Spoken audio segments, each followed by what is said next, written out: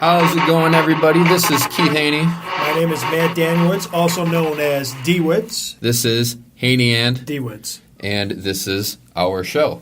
Love us or hate us, this is what you got. Quick breakdown of the show. It's all about sports. That's what we like. That's what we want to talk about. So that's what we're giving you. So this is Haney and D-Witz. We're talking about sports, and we're having a good time doing it. Amen. All right, so let's get it started, D-Witz. The NHL just got started.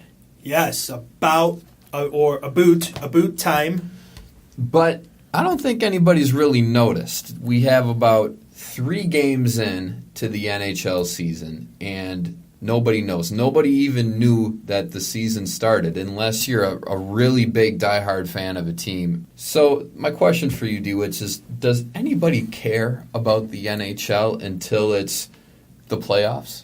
Oh, I think you should. It is such a physically demanding sport, number one. But number two, look what NHL starts. It almost precedes the first round of the MLB playoffs. A lot of people are going to be more focused in on that. But unless you're in a major market or unless your team won the Stanley Cup, like I think more people will tune in to Pittsburgh. People will tune in to the Blackhawks. People will tune in to, the LA Kings. Any major market, I think people will sort of tune in. But hockey is always interesting because it sort of sneaks up on you, but you don't really expect it until you probably get to the midway point and you're like, oh my, like hockey is literally here, and you're probably 20 games through the season, and before you know it, you're going to hit the All-Star break, and then it'll be Stanley Cup playoffs.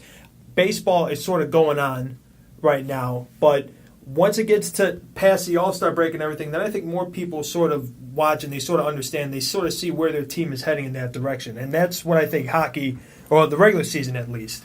Can I tell you, once Stanley Cup playoffs come around, there's nothing better for any sort of playoff than the Stanley Cup playoffs and the Stanley Cup finals. I think a lot of people obviously care more about baseball in America than they do hockey, but hockey is definitely, it's a playoff sport for so many people. But it's a niche sport too. No matter if you're watching it or you go into the stadium, it's one of those sports where you have to experience it and you have to witness it without a doubt. Even if you have no idea what's going on, you have no idea what icing is. People just want to see the brawls and everything happening, which is my sister, believe me. But it's one of those where like it's fast paced, it's entertainment, and it's a good time no matter what hockey game you go to. I feel exactly the same way about it. It's one of those sports it's hard to catch up on because I think it starts right at the beginning of the football season. Everybody is fully in tune with what's going on in the NFL and college football if you have a team. And you're at week 5 in the NFL, you're at week 6 of college football, and everybody is just dead set focused on football at any level that they're just not paying attention. But however, seeing as we are both hockey fans, let's talk about the sport for a second. How do you think the Blackhawks are going to do this year? You're from Chicago. The show is based in Chicago, right. So let's talk Blackhawks for a second. All right. Well, I will say I think the Blackhawks, I think they're out for blood. I really do, because their first game, when you put a 10-1 victory on the defending Stanley Cup champions like that, and you basically went up 4-0 at the end, like toward the end of the first period, like that. I mean, obviously, when you lose Hossa like that to the end of the year with his condition, it hurts. But you bring back a lot of old faces. You bring back a Brandon Saad. You bring back a Patrick Sharp, guys who can actually find some space on the ice and can shoot the puck. And you need goal scorers. And defensively, they got younger.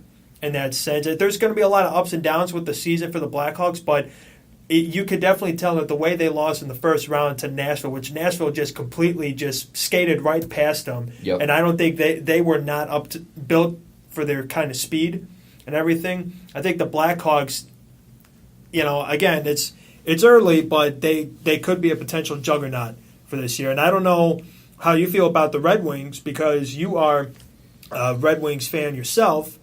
So I mean, what do you think about your good old Red Wings up in Hockey Town? Well, the Red Wings have been just awful these past couple of years, and it's hard for the Red Wings because they're not They're not strong. They haven't been strong in years. You don't have those natural guys that people are going to be gravitated to, like, Jonathan Taves and, Patrick Kane. And so it's tough for Detroit. But you know what? They're off to a decent start, for their standards recently, 2-1.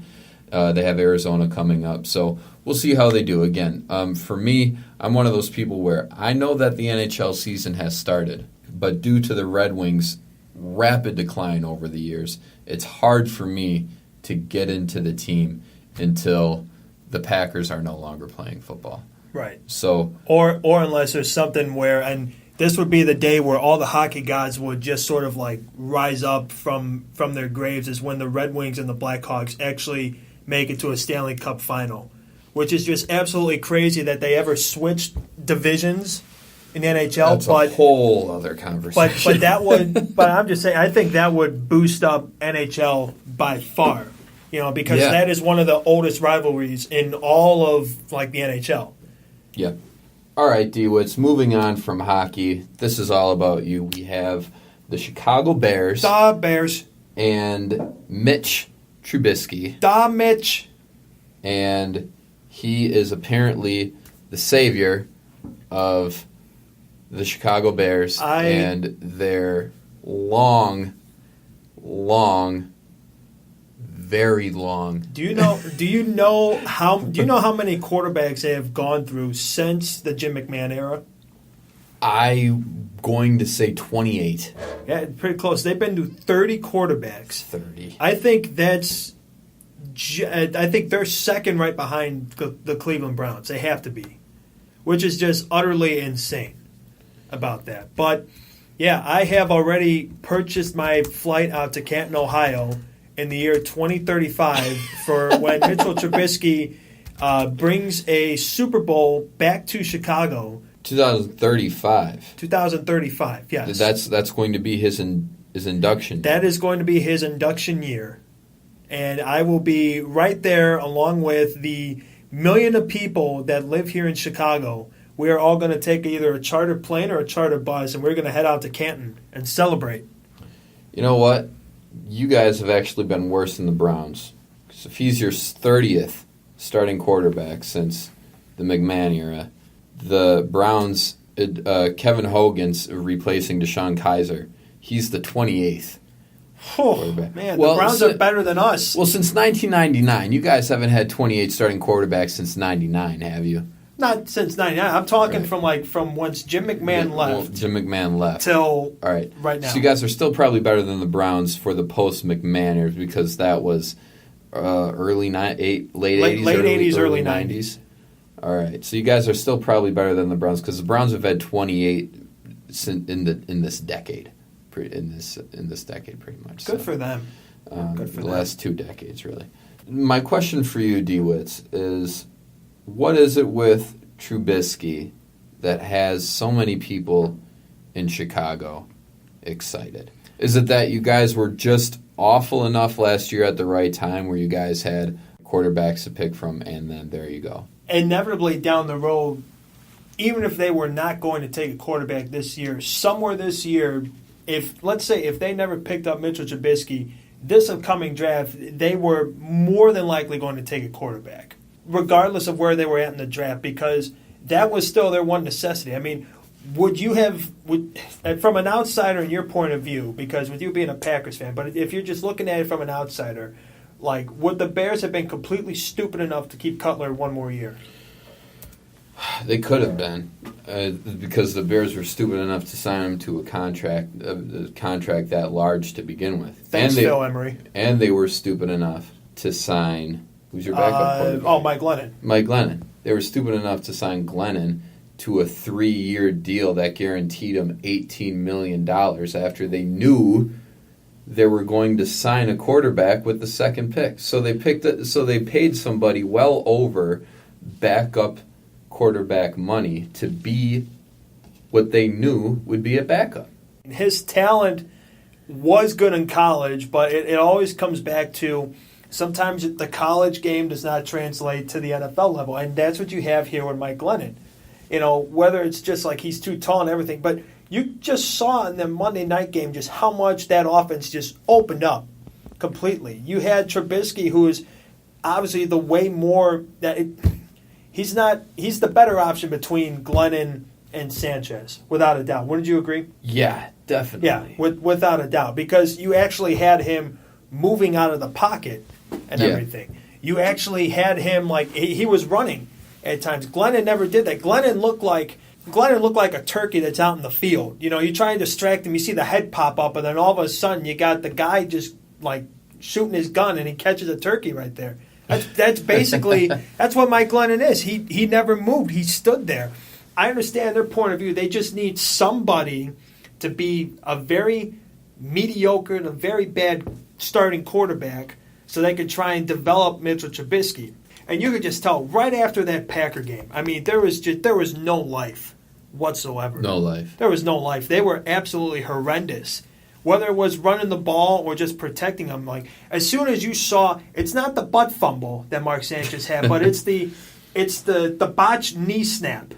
I don't know. There's got to be a better name out there for that. But like as soon as that snap went off Glennon's knee, you're thinking like this guy is just over. It's completely done. So, and some people do say like, just let Trubisky sit on the bench. Well, you also got to understand he's not sitting behind a Tom Brady. He's not sitting behind a Brett Favre. He's not sitting behind, I don't know, like a Phillip Rivers type, or he's not sitting behind Joe Montana like what Steve Young used to do. He's not.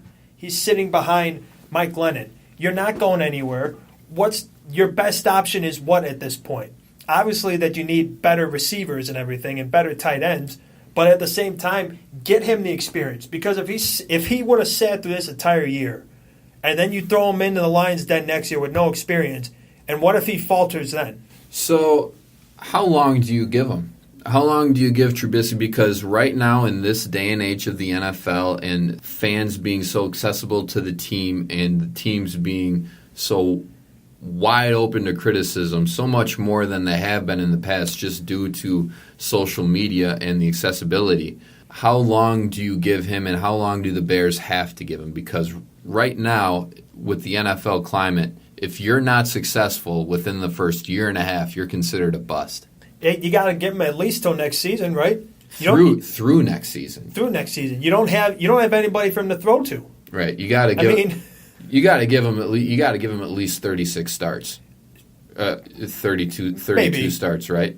Maybe you got to give him 2.5 years to start before you rule him in or out, right? Yeah, I mean, for what he did Monday night, like he shocked a lot of people. Like he had good throws and like that. But that's the thing when you put in a rookie quarterback like Deshaun Kaiser and Deshaun Watson's going to go through the same thing too. No matter like how great of stats Deshaun Watson is putting up, though, each rookie is going to go through some growing pains. Whether it's trying to be the Brett Favre and throw it in the triple coverage and see if somebody can get that. But the thing is with Deshaun Watson, he's got Hopkins, he's got Will Fuller, he's got all these other options that he can play with out there in Houston. Deshaun Kaiser, you really don't have anybody in Cleveland in that matter, and that's the same thing with Mitchell Trubisky. You don't really have a good receiving core there because he had throws where it would hit a guy right in the breadbasket and then you drop it. Right. So, and I think, this for future down the road, but that's obviously one area that the Bears will definitely address. But I say, give him the reps, start him, take him to the end of the season. We'll see what the Bears can do with him at the end. So, personally, as a Packer fan, I'm hoping that he's great. It would be great if you had a young Trubisky and an older Aaron Rodgers, going back and forth there over the next couple of years. Do you hear that, folks? A Packers fan is actually wanting a Bears quarterback to do well. Well, it's not really a rivalry when one team is just awful, is it? But I still want it in recording right now that a Packers fan is actually agreeing with that for a Bears quarterback. Well, I'm rooting for all guys. I do not dislike a player coming in from college so much that I want him to fail. I honestly, sincerely want every first through seventh round draft pick to succeed in the NFL. Except Johnny Football. He was hard to root for, but it would have been great if he would have been the quarterback that people thought he could have been. Johnny Foot, it would have been so great to see. Being a great quarterback, that would have been awesome to see. Yeah, and how many babysitters would you have needed to hire for Johnny Football just to make sure he's in bed at a certain time? Well, that's the thing. If he could have, acted like an adult that was making adult money, in a league that he was lucky to be in, so many ifs with him. But it would have been so great if he could have succeeded and, been a professional and an adult about things. But, you're never going to have that, so it's just disappointing for him. I don't care because he's out of the league now. But as I said before, it will be great to see Trubisky be a great quarterback for the Bears and the Bears have a great team, because I would love to see every season for the NFC North come down to a 12-4 Bear, an 11-5 Bear team and an 11-5 Packer team for that division. I would love to see that. Mm-hmm. So we'll see. It'll be great to see Trubisky do well if he can get there. Without a doubt. That is the end of our show for this week. This is Haney and Dewitz. I'm Haney. I'm Dewitz. And this is the show. If you like sports, talk from two has-been athletes that never made it, this is the show for you. Yes, sir. Yes, sir. Have a good couple weeks, and we will see you again for more Sports Talk with Haney and Dewitz. See ya. Take care.